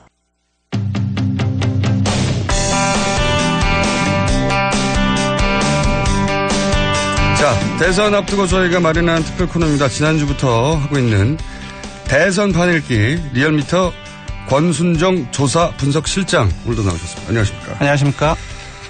자, 이제 사람들이 이런 수치에 굉장히 민감할 때가 왔습니다. 네. 민감하고 정당도 민감하고 지지자들도 민감하고 다들 민감해요. 네. 그리고 여론조사라는 게 이제 기법에 따라서 수치가 꽤 큰 차이가 있기 때문에 그렇습니다. 예. 자, 그러면 지난 금요일이었죠. 네. 토론회. 맞습니다. 예. 그러니까 토론회 직후 그리고 주말 그리고 토일 이런 식으로 목금 금토 토일 여론조사들이 쭉 있었어요. 맞습니다. 예. 네. 그중에서 오늘은 어떤 여론조사 결과부터 먼저 말씀해 주실 겁니까? 예, 저 리얼미터가 좀 사정이 생겨서 리얼미터가 주간 집계를 좀 얘기를 못하게 됐습니다. 리얼미터인데 리얼미터 거를 발표를 못해요. 네, 한국사회여론연구소 조사 결과를 중심으로 제가 말씀을 드리겠습니다. 그 얘기는 좀 이따 하죠. 왜 못하게 됐는지. 네. 리얼미터인데 리얼미터 조사 결과를 발표를 못합니다 지금. 예, 이 한국사회여론조사 조사는 금요일 날 토요일입니다. 그러니까 목요일 날 그 TV 토론이 있었으니까 궁금한 게 한 가지 있어요. 다른 여론조사 기관이 조사한 것도 남의 결과잖아요? 예, 그것도 다룰 수 있어요? 이미 공표됐기 때문에 문제가 없는 걸로 알고 있습니다. 남의 거라도 공표된 거는 막 쓸 수 있습니까? 예, 빨리 하시죠. 시간 없습니다. 네. 그렇군요. 예, 자. 그래서 한국사회여론연구소의 오자 다자 대결을 비교를 해보면 문재인 후보가 46.9%, 그리고 안철수 조사기업 말하지 나중에 얘기하겠습니다. 그렇습니다. 네. 안철수 후보가 34.4%. 그래서 두 후보 간의 차이가 12.5%포인트 차이입니다. 지난주의 결과를 보면 문 후보가 41.8%, 안 후보가 37.9%, 약 4%포인트 차이가 났는데요. 한 3배 정도 그 차이로 보면 한 4배 정도 벌어졌다고 보면 되겠습니다. 4%면 사실상 바짝 붙어서 양자 대결 구도라고 할 수 있겠네요. 예, 1000명 조사이기 때문에 오차범위가 플러스 마이너스 3.1%포인트니까 그때 상황에서는 오차범위 내로 붙어 있는 상황이었는데 이번에는 10%포인트가 넘었음으로써 이제 오차범위 밖으로 벌어지는 상황으로 볼 수 있습니다. 그러니까 리얼미터 조사가 아니라 한국사회여론연구소에 리얼미터 조사도 이제 공표는 되지 않았지만 전반적으로 지난주에 저희는 일간 조사인데 4일 연속 하락하는 양상을 보였고 중간 집계 또한 좀 이 한국사회여론연구소의 결과가 비슷한 양상을 보였습니다. 조금 더 소개를 해드리죠. 홍 후보도 있는데 홍준표 후보가 6.8% 나왔고요. 유 후보가 3.4% 그리고 심 후보가 2.9% 나왔습니다. 예. 이거는 한국사회여론연구소에 지난 주말 금토 여론조사인 거죠? 금토 여론조사 있고 하나가 더 있습니다. 저희가 MBN 의뢰로 해서 그 TV 토론을 누가 잘했는지를 물어보기 위해서 금요일 날 바로 다음 날이죠. 조사를 했습니다. 그러니까 리얼미터가 직접 한 거고. 예, 맞습니다. 그때는 문 후보가 45.4%, 안 후보가 30.7%, 한 15%포인트 가까이 벌어진 상황입니다. 리얼미터의 토론회 직후의 여론조사예요. 맞습니다. 그래서 조금의 차이는 있기 때문에 모든 여론조사가 오차범위가 있기 때문에 차이는 있습니다. 감안하고 들으셔야 되는데 전반적으로 이제 그 경향을 봤을 때 지금까지 무난 양자 구도를 많이 얘기해 왔는데 좀 약화되는 양상, 오차범위 밖으로 벌어지고 또 어떤 조사는 10%포인트 이상으로 벌어지기 때문에 좀 그렇게 봐야 되지 않을까 싶습니다. 양자 구도가 좀 약화되는 양상이다. 네네. 그게 지금 한국사회여론연구소의 금토 수치와 그리고 리얼미터의 토론회 직후 수치라는 거죠? 하나 더 있습니다. 하나 더 있어요? 예, 한국리서치가 JTBC 의뢰로 조사를 한 게 있는데요. 이거는 15, 16일 날 토일요일이죠. 그 다음이네요. 여기는 이제 조사 개요를 말씀드려야 되기 때문에 숫자는 말씀드리지 못하겠는데 이 조사의 일주일 전에 를 비교를 하면 무난의 지지율이 조금 여기서도 벌어진 것으로 나왔습니다. 그러니까 추세는 안철수 후보가 무섭게 추적을 하고 골든 크로스가 있는 거 아니냐라는 전망이 지난주가 중요하다고 여론조사 전문가들이 많이 얘기했습니다. 저도 그렇게 봤고요.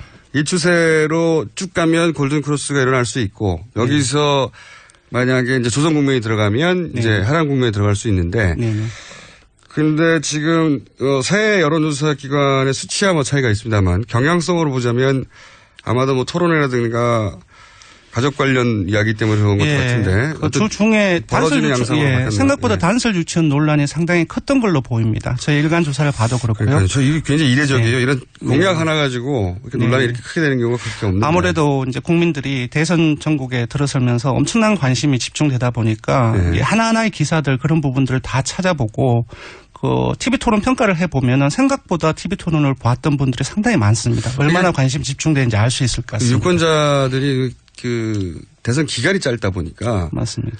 그리고 인터넷이 워낙 발달하다 보니까 그냥 단순히 언론 기사로 논평하는 수준만 있는 게 아니라 자기가 직접 자료를 찾아봐요. 네. 이제 그걸 이제 방정을 어디서 알 수 있냐면 투표 참여하겠냐. 그러니까 이 질문을 던졌을 때 적극적으로 참석하겠다. 반드시 투표하겠다라는 것이 한 80%대 초반 10개로 나옵니다. 상당히 네. 이례적인데요. 아, 그래요? 다른 과거의 선거에 비해서 그렇습니까? 예, 맞습니다. 예, 그래서 아무래도 이제 아주 큰 여러 가지 사건을 겪었지 않습니까? 네, 국정농단, 탄핵 정국을 지냈고 좀 이 과정 속에서 국민들이 이번엔 잘 뽑아야 되겠다라는 생각이 되게 많은 것 같습니다. 기본적으로 정치적 관심도가 예년의 선거에 비해서 높은 데다가 네.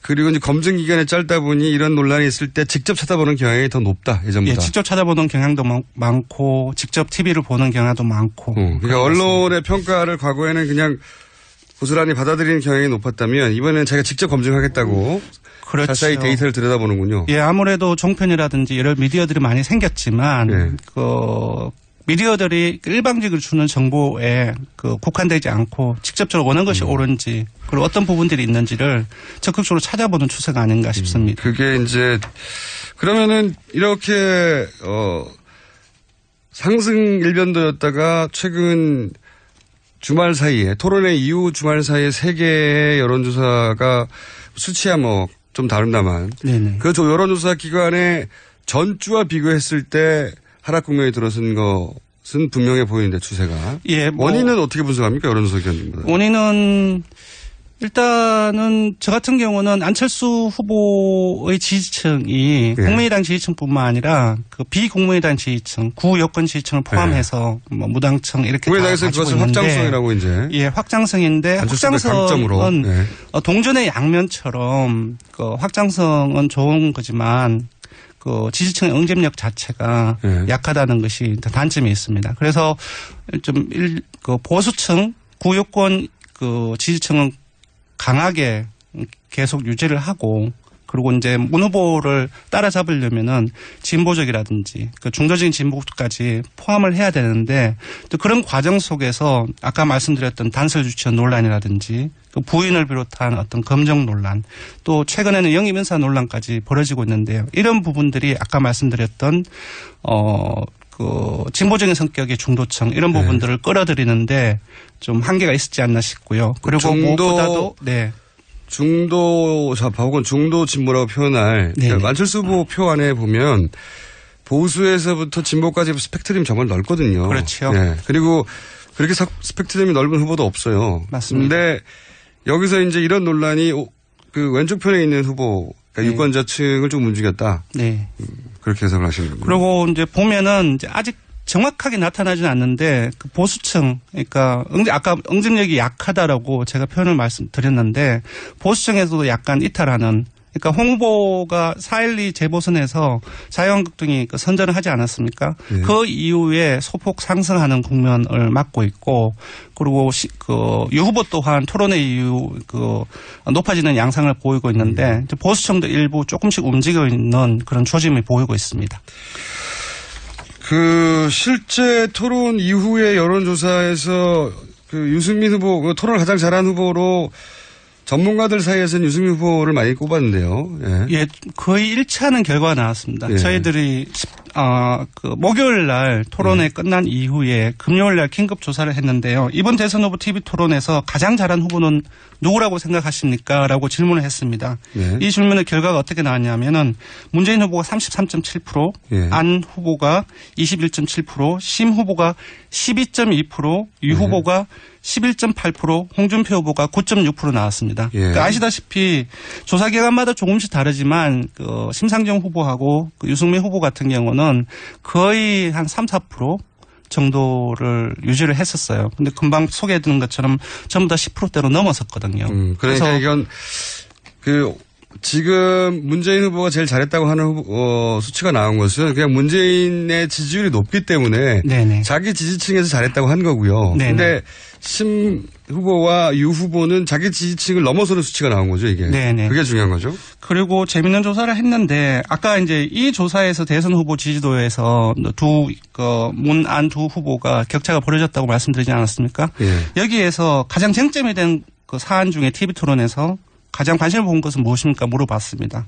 그러니까 이 이제 벌어진 이유 할까요? 그런 부분 좀 간접적으로 해석이 될 수 있겠는데 일자리와 재벌 개혁이 38.7% 나왔습니다. 그리고 적폐 세력 지지 논란이 18.4%로 2위로 나왔습니다. 이러한 전반적인 TVD 토론 내에서 어떤 이슈의 선점성이랄까 그런 부분들에서 안 후보보다는 안 후보보다는 문 후보 쪽으로 좀 그렇게 인식하는 그런 결과가 나온 것 같습니다. 심 후보, 유 후보 두 분 모두 TV 토론을 자기가 받고 있던 지지율보다 더 잘했다고 2배 이상. 맞습니다. 2배 이상 3배 정도. 네. 네. 그러니까 자기 지지층이 아니었던 사람들한테 어필했다는 거죠, 이게. 그렇습니다. 네. 네. 그러다 보니까 유 후보의 지지율도 지금 받는 국면입니까? 유승민 후보의? 지금 금방 소개해드린 한국사회여론연구소에 의하면은 크게 반등했지는 않았지만 이번 주에 좀 다시 조금 이번 주 초에 봐야 될 것 같습니다. 하지만 좀 반등을 하지 않을까라고 좀 예상하는 바입니다. 토론회가 계속 이어지면 최대 수혜자가 유승민 후보가 되지 않겠냐는 전문가들의 전망을 제가 들은 적이 있는데. 예. 근데 이제 한 번 잘했다고 계속 잘하는 건 또 아니니까요. 그렇죠. 예. 첫 번째 인상은 그렇게 남았습니다. 자, 그리고 아까 이제 리얼미터가 조사했지만 리얼미터가 조사한 걸 발표할 수 없다고 말씀하셨는데 이유가 뭡니까? 원래 저희 리얼미터 정례조사, 일간조사가 MBN하고 매일경제신문 의뢰로 진행을 해왔습니다. 근데 어제 이제 아시는 분은 아실 텐데 국민의당이 저희 조사를 가지고 검찰 고발 예정이라는 보도자료를 뿌렸어요. 그리고 알고 봤더니 MBN에 강하게 항의를 했고요. 결국 그 결과 어제 MBN이 리얼미터와 계약을 중단하겠다고 통보를 해왔습니다. 그래서 매주 월요일 아침 9시면 저희 주간 집계가 전부 다 공표가 되는데 그래서 못하게 됐고요. 그래서 계약도 어제부로 끝나게 됐습니다. 그 이유입니다. 네. 굉장히 이례적인 사건입니다. 이게 네, 조금 이례적이죠. 예, 모든 정당이 선거 국면만 되면 사실 다 예민해지는 건 당연한데요. 네. 그래서 방송국에도 항의하고 그리고 그런 경우는 많이 있는데 여론조사 기관을 특정해서 검찰을 고발하고 그래서 계약이 중단되는 건 제가 처음 봤네요, 이거. 자, 어쨌든 그런 이유로 주간 집계를 했는데 발표를 못하고 있다. 네, 그렇습니다. 그럼 영원히 못하는 겁니까, 수치는? 그렇지는 않고요. 네. 어제 CBS 저희 CBS의 김현정 뉴스하고 이제 계속 우리 경쟁 프로 이름을 그렇게 말씀하시면 어때요? 죄송합니다. CBS 김현정. CBS 모 현정 프로그램입니다. 네. 아마 앞으로 이제 주간 집계. CBS가 어디입니까? 예. 죄송합니다. 이러면서 계속 광고를 해드리는. 예. 김현정 쇼에서. 예. CBS 의뢰로 이제 저희 이제 주간 조사는 아마 계속 발표될 것으로 보입니다. 그렇군요. 발표 못했던 거는 CBS 김현정 쇼를 통해서 그러면 오늘 나가나요? 예, 오늘은 이제 금요일 조사. 금요일 조사는 이제 목요일 금요일 날 이틀간 500명씩. 그건 아까 약간 언급했잖아요, 숫자. 그건 다릅니다. 그건 긴급 따로 편성한 조사이고 저희 종례 조사. 이렇게 많아요, 조사가. 많습니다. 이것저것 많이 알아보기 위해서. 그래서 한 11시쯤에 목, 금 이틀간 조사한 이제 금요일 일간 조사를 이제 릴리스할 예정입니다. 알겠습니다. 네. 조사 개헌을 말씀해 주세요. 이때가 쭉 얘기했던 것 조사 개헌 안 하면 안 되죠. 그래서 제일 먼저 말씀드렸던 한국사회여론연구소의 조사는 14일과 15일 이틀간 실시됐고요. 전국 19세 이상 유권자 1,015명을 대상으로 했습니다. 무선 81%, 유선 19% 전화 면접 조사로 실시했고요. 표본 오차는 95% 신뢰 수준 플러스 마이너스 3.1%포인트입니다. 응답률은 17.3%이고요. 그리고 리얼미터 대선 토론 긴급조사는요. 이 조사는 MBN 매일경제가 의뢰했고요. 리얼미터가 실시했습니다.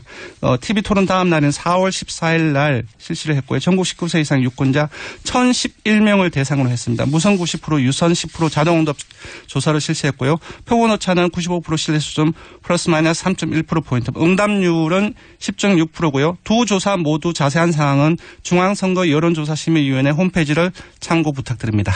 한 가지만 여쭤볼게요. 마지막으로. 이게 이제 지금 소개해 주신 3개의 여론조사는 각 여론조사 기관이 조사한 것의 전주 수치에 비해서 그러니까 그 여론조사 기간 내의 전주 수치에 비해서 격차가 벌어졌다. 맞습니다. 이게 추세라고 말씀하셨잖아요. 그런데 여론조사 수치 발표된 것 중에 오늘 나온 것 중에 이제 중앙일보 수치는 이제 제가 개요를 다 말씀드려야 되니까 역시 마찬가지로 수치를 말씀드릴 수는 없는데 중앙일보의 또 여론조사를 보면 딱 붙었어요. 네네. 예. 이렇게까지, 그러니까 다른 세계 여론조사 기관은 한 10% 이상 차이가 나는 수치가 나왔는데, 주말 네네. 거는. 네. 중앙일보 거는 거의, 1% 가까이 붙었거든요. 네네. 이렇게 큰 차이가 벌어진 이유는 뭡니까? 저는 여론조사도 경향성은 비슷해야 되잖아요. 네. 일단 여론조사 전문가들은 세 가지를 이유를 듭니다. 가장 먼저 누구한테 전화했는지.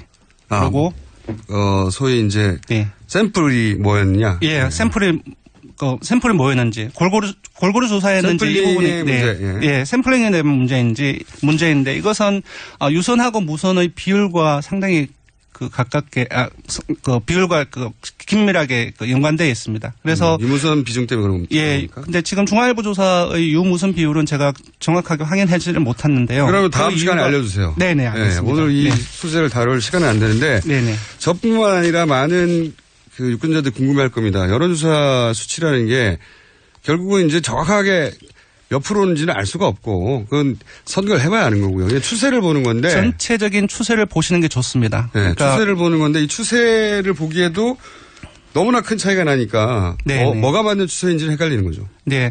아무래도 물론 이제 다른 조사들도 전부 다 좋은 조사 기관들이고 하지만 아무래도 지금과 같은 대선 조사에서는 한국갤럽이나 리얼미터라든지 금방 소개해드린 어떤 이런 조사기관처럼 유무선 비율이라든지 조사 방식이라든지 설문지 문안이라든지 그걸 고정적으로 계속 동일하게 시행하는 조사기관의 전체적인 경향들을 중심으로 보시는 것이 좋지 않나 싶습니다. 그 부분 다음 시간에 한번 설명해 주십시오. 자세히. 네, 알겠습니다. 네, 오늘 여기까지 하겠습니다. 지금까지 리얼미터 권순정 조사분석 실장이었습니다. 고맙습니다.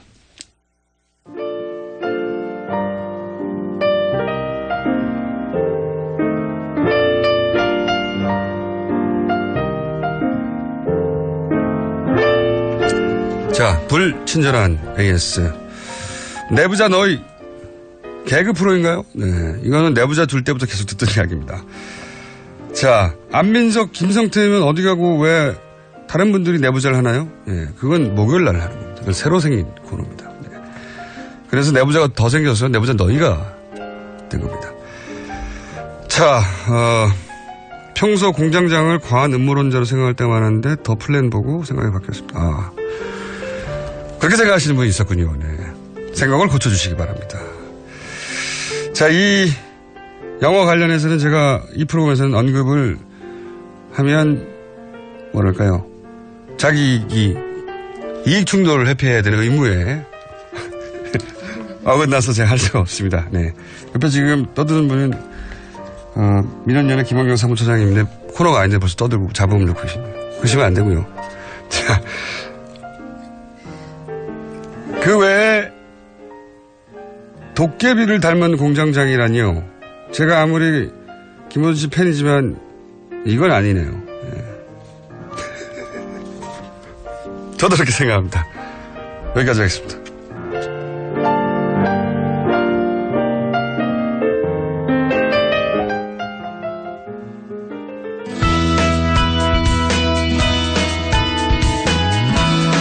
자, 역시 대선 기간 특집으로 마련한 고정 코너입니다. 대선 미디어 감시. 민원연의 김원경 사무처장님 나오셨습니다. 안녕하십니까. 안녕하세요. 네. 네. 아시는 분은 다 아시겠지만, 김원경 사무처장님은, 지난 몇 년입니까? 자꾸 물어봐. 지난 20여 년간. 92년부터. 네, 모든 선거에 미디어 감시를 해 오셨고, 네. 이제 점점 감시해야 될 영역이 늘어나고 있습니다. 예전에는 그냥 신문 방송만 하면 됐었는데, 그죠? 예. 네. 요즘은 뭐 신문, 방송, 포털 다 해야 돼. 종편. 예. 할 일이 너무 많으세요. 예. 자, 오늘 주제는 어떤 겁니까?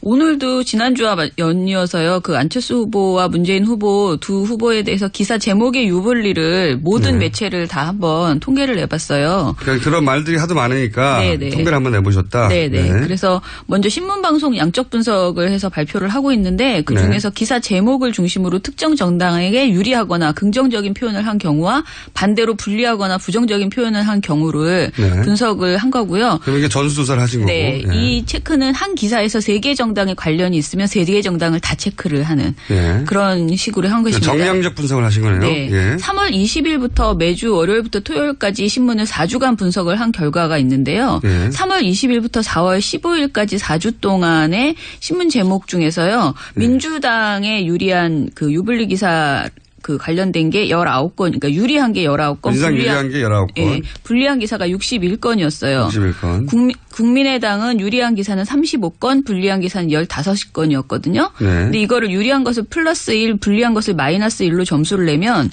민주당 같은 경우에는 마이너스 42점, 국민의당은 플러스 20점 이렇게 나왔다고 보시면 됩니다. 민주당이 뭐 계속 언론에 대해서 편파주라고 불만을 하는 것은 수치로는 맞는 얘기네요. 네. 그리고 방송의 경우는 신문에 비해서 민주당과 국민의당 모두 유리한 제목보다는 불리한 제목이 더 많았던 것으로 나왔습니다. 방송은 이제 제목 장사를 또 해야 되기 때문에. 그렇죠. 예. 그런데 편차는 여전히 존재하는데요. 3월 네. 20일부터 4월 14일까지 총 보도를 보면 민주당 유리 보도가 6건, 불리 보도가 169건이었어요. 더 크죠. 네. 국민의당은 유리 보도가 25건, 불리 보도가 37건. 예. 그래서 플러스 마이너스 해보면? 예, 민주당은 마이너스 163, 국민의당은 마이너스 12. 예, 이것도 이거는 편차는. 민주당이 또 그때 당시 1등 지지율 정당이었기 때문에 더 많은 관심 대상이 되었기 때문에. 그런 것도 있고요. 그런 것도 그리고 있죠. 또 후보가 네. 확정되면서 국민의당 관련된 의혹 보도도 많아지면서 네. 유불리 편차가 줄어들었다. 이렇게도 볼 수 있습니다. 네, 어쨌든 총 수로 보면 민주당이 불리한 기사 수치가 훨씬 높긴 합니다. 그렇죠. 자. 저희가 연합뉴스도 지금 모니터를 하고 있는데요. 네. 연합뉴스를 4월 3일부터 4월 7일까지 5일간 네. 연합뉴스 홈페이지의 정치명과 홈페이지 안에 또 대선 페이지가 있어요. 네. 그 두 페이지에 실려 있는 모든 대선 관련 기사를 모니터를 해봤습니다. 네, 가장 대표적인 통신사니까. 네네. 네. 그런데 더불어민주당 관련돼서 마찬가지로 제목에서 부정적인 것이 13건, 네. 긍정적인 것은 4건, 중립적인 것이 62건이었습니다. 네. 근데 국민의당은 부정적인 것이 9건, 긍정적인 것이 12건, 그리고 중립적인 것이 42건입니다. 네. 사실 이거는 그 신문방송에 비해서는 편차가 크지 않은데요. 예. 연합뉴스라는 그 매체의 특성상 거의 스트레이트 보도이고요. 그렇죠. 예, 그런 의미에서는 이게 사실은 이 작은 수치도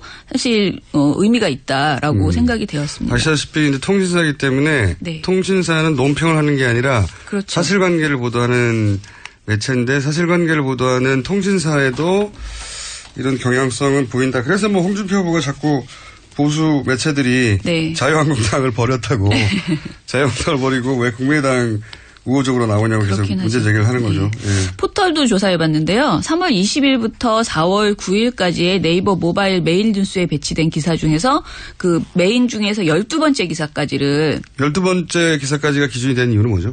소위 그러니까 일면? 네, 일면에 이렇게 스코어를 한 번 내렸을 때까지만. 그러니까 휴대폰 기준으로 해서 네. 스코어를 그러니까 첫 화면에 뜨는 기준 네.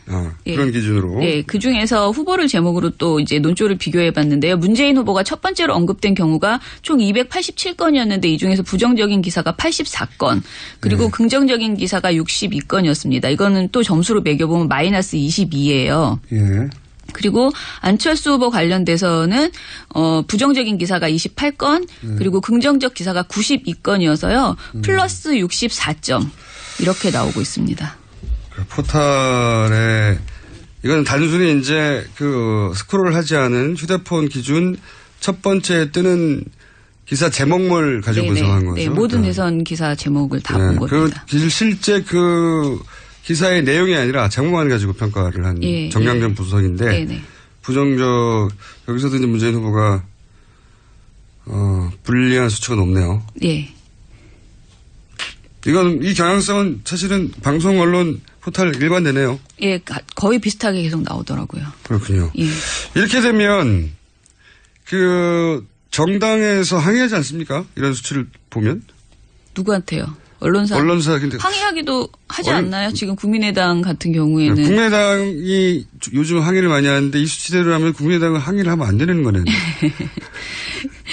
근데 제가 말씀드리고 싶은 건 사실은 저는 이렇게 유불리 가지고 너무 따지는 것이 별로 의미가 없다라는 생각을 선거부도에서 좀 많이 하거든요. 그러니까 진짜 중요한 것은 유불리가 아니고 정말 국민에게 필요한 정보를 지금 선거부도에서 전하고 있는가. 그게 더 중요하다. 어떤 정당에게 불리하더라도 그게 국민이 알아야 될 그렇죠. 내용이면. 왜냐하면 민주당이나 예.